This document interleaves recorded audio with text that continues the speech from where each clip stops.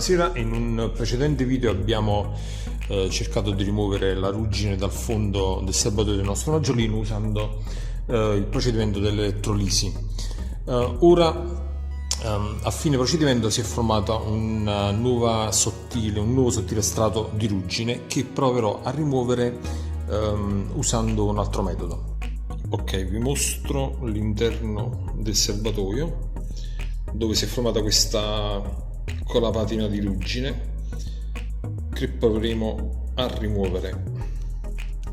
Ok, come abbiamo fatto in precedenza, la prima cosa che faremo sarà quella di andare ad applicare un tappo diciamo lì dove è collegato il tubo di uscita del carburante.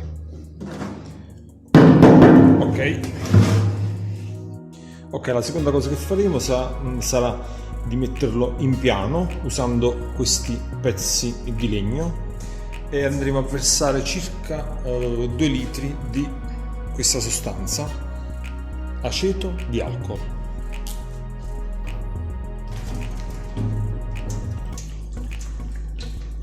Ok, a questo punto accertiamoci che il liquido che abbiamo inserito lambisca la ruggine che vogliamo rimuovere, poi sigilliamo i fori, questo e questi, e appuntamento tra 24 ore per vedere cosa succede.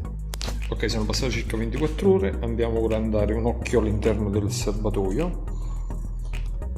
Sì, qualcosa si è sciolto. Ora inseriremo una retina e con un'asta di ferro proveremo a grattare il fondo del serbatoio. Ok, vi mostro ora all'interno del serbatoio. Praticamente una volta strofinati con la retina, i puntini di ruggine sono praticamente scomparsi.